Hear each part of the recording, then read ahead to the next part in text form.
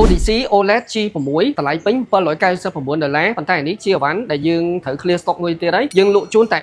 $449ទេពួកនេះគឺជាប្រភេទ OLED Quad HD 240Hz ទំហំ27អ៊ីងអញ្ចឹងបងមកមើលរូបរាងរបស់វាបាទអានេះចំណុចពិសេសរបស់វាគឺត្រង់ថាវាស្ដើងនេះមើលពីជាហៀងចេះមិនដឹងឃើញស្ដើងមែនទែនហើយការ design ចេញមកគេហៅថាលក្ខណៈបែប future បច្ចេកវិទ្យាបែបអនាគតតែម្ដង build ឡើងមកអត់មានអីមួខ្ចៅមួអីញ៉ៃដាក់មកចាប់ក្រឹបជាប់យកមកអញ្ចឹងអានេះគឺជាប្រភេទ OLED ហើយអេក្រង់វាជាប្រភេទ matte ដែលវាអត់ចាំងផ្លាតប៉ុន្តែអានេះយើងនៅ shield យើងអត់ទាន់បក shield ចេញទេបក shield ចេញមកវាអត់ចាំងផ្លាតទេមួយទៀតក៏អេក្រង់របស់វាយើងអាចពង្រើបញ្ឈរបាន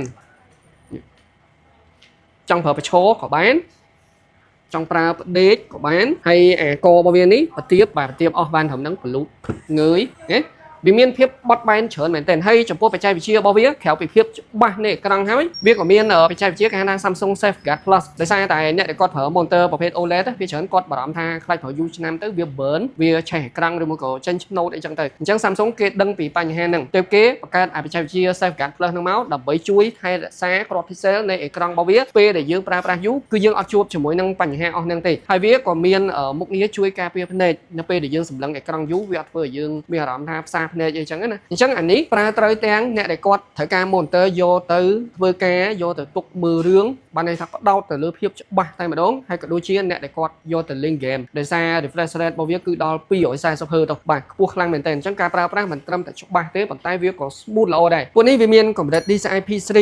99% support ទាំង HDR10 Plus ចាំមើលខ្ញុំសាកចាក់វីដេអូបងឃើញអេក្រង់របស់វាអានេះ file ហ្នឹងខ្ញុំចាក់ត្រឹម Full HD ណាអត់តន់លោតដល់ 2K ផងប៉ុន្តែនៅតែឃើញច្បាស់ម៉ត់ស្អាតមែនទែនដូចខ្ញុំនិយាយចឹងបច្ចេកវិទ្យាអេក្រង់របស់ Samsung បងដែលធ្លាប់ប្រើដឹងស្រាប់ពី Samsung អារឿងអេក្រង់នេះមួយគឺដល់ថាស៊ីដាច់គេមកបាទផ្នែកខាងក្រោយរុនដំណភ្ជាប់របស់វានេះមាន USB នេះមួយ USB A 2ហើយអានេះរុនដោតកាស HDMI មាន2រុន DP 1បាទអានេះរុន power របស់វាអញ្ចឹងអាហ្នឹងគឺជារុនដំណភ្ជាប់នៅខាងក្រោយហើយការដំឡើងគឺអត់មានត្រូវការមួខ្ចៅអីទេអានេះគឺមានកលឹះរបស់វាដាក់ព្រឹបជាប់យកមកអត់មានមួខ្ចៅទេអូខេបើសិនជាបងប្អូនទាំងអស់គ្នាមានចំណាប់អារម្មណ៍ជាមួយនឹង Odyssey OLED G6